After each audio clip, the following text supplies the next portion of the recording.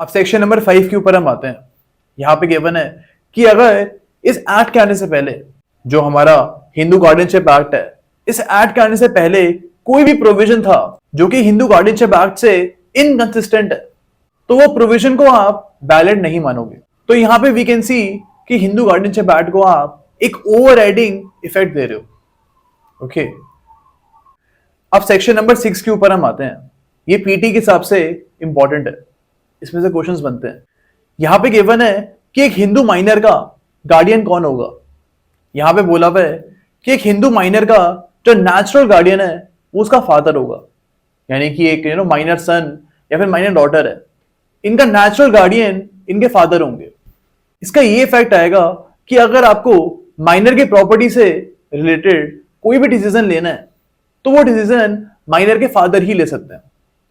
Okay, and यहां पे एक और चीज गिवन है कि अगर एक माइनर बॉय या गर्ल है जिनकी उम्र 5 ईयर से कम है, इनकी जो कस्टडी है वो उनके मदर के पास रहेगी। तो यहां पे आप देख रहे हो नेचुरल गार्डियन तो फादर है, लेकिन 5 ईयर से कम अगर आपकी उम्र है तो कस्टडी आपकी मदर के पास रहेगी। तो ये रूल्स आपको याद रखने हैं पीटी के हिसाब से। ओके, अब यहां पे एक और चीज गिवन है कि इलेजिटिमेट बॉय या फिर इलेजिटिमेट गर्ल जो है, इनके नेचुरल गार्डियन इनकी मदर रहेंगी, एंड मदर के बाद अगर मदर की डेथ हो जाती है उनके बाद फादर जो है ये इनके नेचुरल गार्डियन बन जाएंगे। ओके, अब ये भी पीटी में बहुत पूछते हैं, एक मैरिड गर्ल का गार्डियन कौन होगा। एक मैरिड गर्ल का नेचुरल गार्डियन उसका हस्बैंड होगा। पीटी के हिसाब से आपको ये चीज याद रखनी है। तो आपको ये चीजें याद रखनी है, एक माइनर गर्ल या फिर बॉय है, इनका नेचुरल गार्डियन इनके फादर होंगे। अगर इनकी उम्र 5 ईयर से कम है तो इनकी जो कस्टडी है वो इनकी मदर के पास रहेगी। एंड अगर एक मैरिड गर्ल है, इनका जो नेचुरल गार्डियन होगा वो इनका हस्बैंड होगा। तो ये चीजें आपको यहां पे याद रखनी है। ओके, अब इसका प्रोवाइजो बोलता है कि अगर एक पर्सन हिंदुइज्म से कन्वर्ट हो जाते हैं या फिर वो सन्यासी बन जाते हैं, इस केस में वो नेचुरल गार्डियन में नहीं रहेंगे। ओके, अब सेक्शन नंबर 7 के ऊपर हम आते हैं। इसमें लिखा हुआ है अगर एक चाइल्ड का एडॉप्शन हो जाता है, सपोज एक पर्सन है, इनको बी ने अडॉप्ट कर लिया, तो यहां पे B will be the new natural guardian of this child. And अब ए के नेचुरल गार्डियन बी होंगे, ए का उसके पुरानी फैमिली से कोई भी रिश्ता अब नहीं होगा। ओके, अब सेक्शन नंबर 8 के ऊपर हम आते हैं। यहां पे नेचुरल गार्डियन की पावर के बारे में बताया गया। यहां पे गिवन है एक नेचुरल गार्डियन की रिस्पॉन्सिबिलिटी बनेगी कि वो माइनर की जो बॉडी है उसका ख्याल रखेगा, एंड साथ में माइनर की जो प्रॉपर्टी होगी उसका भी वो ख्याल रखेगा। तो ये नेचुरल गार्डियन की रिस्पॉन्सिबिलिटीज होंगी, that he will take care of minor's body as well as minor's property. Okay, तो ये चीजें आपको यहां पे याद रखनी है। अब यहां पे एक और चीज गिवन है कि अगर आपको माइनर की प्रॉपर्टी जो है इसको मॉर्गेज करना है या इसके ऊपर कोई चार्ज लगाना है या फिर आपको इसको ट्रांसफर करना है, सेल या फिर गिफ्ट से माइनर की प्रॉपर्टी को ट्रांसफर करना है, तो ये आप तभी कर पाओगे एज अ नेचुरल गार्डियन। आप ये तभी कर पाओगे जब कोर्ट की परमिशन आपको मिल जाएगी। ओके, यानी जब तक आपको कोर्ट की परमिशन नहीं मिलेगी तब तक नेचुरल गार्डियन जो है ये माइनर की प्रॉपर्टी को ट्रांसफर या फिर मॉर्गेज नहीं कर सकते हैं। ओके, अब यहां पे एक चीज गिवन है कि अगर आपको माइनर की प्रॉपर्टी को 5 ईयर से ज्यादा लीज करना है, अगर एक नेचुरल गार्डियन को माइनर की प्रॉपर्टी 5 ईयर से ज्यादा लीज करनी है तो इस चीज के लिए भी आपको कोर्ट की परमिशन लेनी पड़ेगी। लेकिन अगर आप फॉर एग्जांपल 3 साल 4 साल के लिए माइनर की प्रॉपर्टी को लीज कर रहे हो तो ये आप कोर्ट की परमिशन के बगैर भी कर सकते हो। ओके, तो ये चीज आपको यहां पे याद रखनी है। अब यहां पे एक और चीज गिवन है, इसको भी एग्जांपल्स हम समझते हैं। फॉर एग्जाम्पल ए जो है ये बी के नेचुरल गार्डियन है, ये बी के नेचुरल गार्डियन है, एंड इन्होंने बी की प्रॉपर्टी को 5 ईयर्स के लिए या सपोज 4 ईयर्स के लिए लीज कर दिया, 4 ईयर्स के लिए लीज कर दिया। एंड जब ये लीज हुआ था उस टाइम बी सपोज 17 ईयर्स के थे। अब यहां पे जो लीज करी है ए ने ये वैलिड नहीं होगी, बिकॉज 1 साल के बाद तो ए 18 ईयर्स के हो जाएगा, यानी वो माइनर अब नहीं रहेगा। अब इसके बाद भी 3 साल बचे हैं लीज के, अभी भी 3 साल बचे हैं, तो ये चीज अलाउड नहीं है। यहां पे गिवन है कि मैक्सिमम यहां पे 1 साल ही एक्स्ट्रा हो सकता है। यानी फॉर एग्जाम्पल ये लीज 2 साल की होती, तो यहां पे ये लीज वैलिड होती, बिकॉज यहां पे जो माइनर है जब वो 18 ईयर्स का हो जाएगा उसके बाद सिर्फ 1 साल ही लीज और आगे बढ़ेगी, तो यहां पे ये चीज अलाउड हो जाएगी। लेकिन अगर मेजर बनने के बाद 1 साल से ज्यादा की लीज ड्यू होगी तो ये लीज वैलिड नहीं होगी। यही चीज हमको बी पार्ट बोलता है। इसके ऊपर रीड करते हैं हम, lease any part of such property for a term exceeding 5 years, यानी 5 साल से ऊपर की लीज आप नहीं कर सकते हो, ये हम ऑलरेडी देख चुके हैं। और for a term extending more than 1 year beyond the date on which the minor will attain majority, यानी मेजोरिटी अटेन करने के बाद मैक्सिमम 1 साल और की लीज हो सकती है, उससे ज्यादा की लीज नहीं हो सकती है। ओके, अब क्लॉज 3 हमको बोलता है कि सबसेक्शन 1 या फिर 2 का वायलेशन हुआ है तो जो भी ट्रांजैक्शन हुई है कोर्ट यहां पे इस ट्रांजैक्शन को वॉइड डिक्लेयर कर सकता है। ओके, अब क्लॉज 4 बोलता है कि कोर्ट जो है वो क्लॉज 1 एंड क्लॉज 2 में अपनी परमिशन तभी देगा जब माइनर के वेलफेयर के लिए ये एक्सट्रीमली नेसेसरी होगा। फॉर एग्जाम्पल एक नेचुरल गार्डियन माइनर की प्रॉपर्टी को 7 साल के लिए लीज में देना चाहते हैं। अब यहां पे कोर्ट की परमिशन उसको लेनी पड़ेगी। In this case court permit तभी करेगा जब ये लीज माइनर की वेलफेयर के लिए नेसेसरी है। तो आपको ये चीज यहां पे याद रखनी है। तो सेक्शन नंबर 8 में हमको यही चीज याद रखनी है। ओके,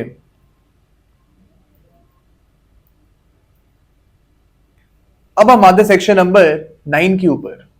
यहां पे गिवन है कि एक हिंदू फादर जो है ये अपने विल में लिख सकते हैं कि मेरी डेथ के बाद इस बच्चे का नेचुरल गार्डियन कौन होगा। अपने विल में ये चीज लिख सकते हैं। ओके, अब यहां पे लिखा हुआ है कि अगर इस हिंदू फादर की डेथ बच्चे की जो मदर है इनसे पहले हो जाती है तो इन दिस केस जो मदर होंगी वो इस बच्चे की अब नेचुरल गार्डियन मानी जाएंगी। आप देखोगे सेक्शन नंबर 6 में इसका ए पार्ट बोलता है कि सबसे पहले तो जो बच्चे का नेचुरल गार्डियन होगा वो इनका फादर होगा, एंड फादर के बाद जब फादर की डेथ हो जाएगी उसके बाद जो बच्चे का नेचुरल गार्डियन होगा वो उनकी मदर होंगी। तो हमको ये चीज याद रखनी है। सेक्शन नंबर 9 में भी ये चीज बोला हुआ है कि अगर फादर की डेथ हो जाती है उसके बाद जो इनकी मदर होंगी वो उनकी नेचुरल गार्डियन बन जाएगी। अब फादर अपने विल में लेके गए थे कि इस बच्चे का अब नेचुरल गार्डियन कौन होगा। अब फादर की डेथ हो जाती है, इन दिस केस जो मदर है बच्चे की वो अब नेचुरल गार्डियन बन जाएगी। अब सपोज मदर की भी डेथ हो जाती है एंड मदर ने अपने विल में कुछ नहीं लिखा था कि मेरे बाद इस बच्चे का नेचुरल गार्डियन कौन होगा। अब इन दिस केस जिस नेचुरल गार्डियन के बारे में फादर ने अपने विल में लिखा था वही इस बच्चे का नेचुरल गार्डियन बन जाएगा। ओके, तो ये चीज यहां पे लिखी हुई है। अब यहां पे एक और चीज गिवन है कि फॉर एग्जाम्पल एक इलेजिटिमेट चाइल्ड है। अब हमको पता है कि इलेजिटिमेट चाइल्ड का जो नेचुरल गार्डियन है वो उसकी मदर होगी। अब यहां पे लिखा हुआ है कि जो उसकी मदर है वो विल में लिख सकती है कि मेरे बाद इस बच्चे का नेचुरल गार्डियन कौन होगा, एंड वो परफेक्टली वैलिड होगा। ओके, तो यही चीज के बारे में सेक्शन नंबर 9 हमको बोलता है। अब सेक्शन नंबर 10 के ऊपर हम आते हैं। इसमें लिखा हुआ है कि अगर फॉर एग्जाम्पल फादर ने अपने विल में लिखा था कि मेरे बाद सी जो है वो बी का नेचुरल गार्डियन बनेगा, यानी कि जो बी उसका बच्चा है उसका नेचुरल गार्डियन अब सी बनेगा, ऐसा ए ने अपनी विल में लिखा था। अब यहां पे सी इज ऑल्सो माइनर, सी भी 15 साल का एक बच्चा है, तो यहां पे ये चीज वैलिड नहीं हो सकती है because a minor can not be a guardian. ये हमको सेक्शन नंबर 10 बोलता है कि एक माइनर को आप गार्डियन नहीं बना सकते। ओके, अब सेक्शन नंबर 11 के ऊपर हम आते हैं। यहां पे डी फैक्टो गार्डियन के बारे में बात करी गई है, यानी कि ऐसा गार्डियन जो कि बच्चे का लीगल गार्डियन तो नहीं है, बट ये बच्चे की देखभाल कर रहा है। सपोज ए जो था ये बी का नेचुरल गार्डियन था, और जब ए की डेथ हो जाती है तब बी का जो ख्याल है वो सी रख रहा था, because C was the grandfather of B. अब सी को किसी ने लीगली अपॉइंट नहीं किया था बी का गार्डियन, जस्ट बिकॉज सी और बी एक ही घर में रहते थे, दैट इज वाई सी अब बी का ख्याल रख रहा था। तो यहां पे C will be the de facto guardian of B. लेकिन यही अगर सी को कोर्ट ने बी का गार्डियन अपॉइंट किया था, कोर्ट ने सी को बी का गार्डियन अपॉइंट किया था, तो सी को हम बोल सकते हैं डी ज्योर गार्डियन। यानी जिस गार्डियन को लॉ अपॉइंट करता है उसको हम बोलते हैं डी ज्योर गार्डियन, एंड जिस गार्डियन को कोई लॉ अपॉइंट नहीं करता, वो जिस बच्चे की देखभाल कर रहा है, उसको हम बोलते हैं डी फैक्टो गार्डियन। ओके, तो सेक्शन नंबर 11 में लिखा हुआ है दैट जस्ट बिकॉज सी जो है ये बी का डी फैक्टो गार्डियन है, इस रीजन की वजह से सी जो है ये बी की प्रॉपर्टी बेच नहीं सकता। यानी just because C is the de facto guardian of B, just because of this C can not sell और temper with the properties of B. ये हमको सेक्शन नंबर 11 बोलता है।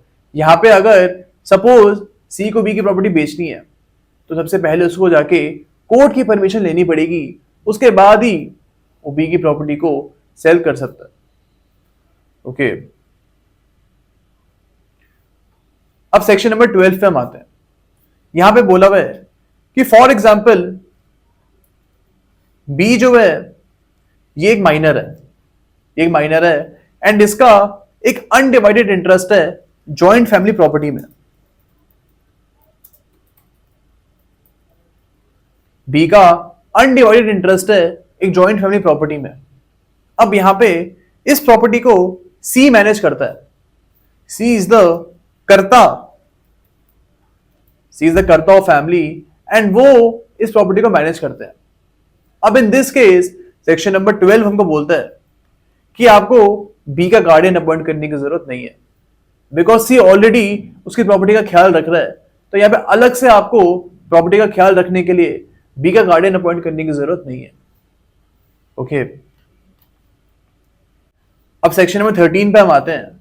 इसमें लिखा हुआ है कि जब भी आप एक माइनर का इस एक्ट के अंदर गार्डियन अपॉइंट करोगे तो आप माइनर के वेलफेयर को पैरामाउंट रखोगे, यानी सबसे ऊपर आप इस माइनर का वेलफेयर देखोगे एंड उसके अकॉर्डिंग ही आप गार्डियन अपॉइंट करोगे।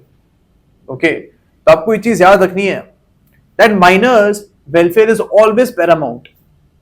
ओके, तो इसी प्रिंसिपल के ऊपर ये पूरा एक्ट बनाया गया।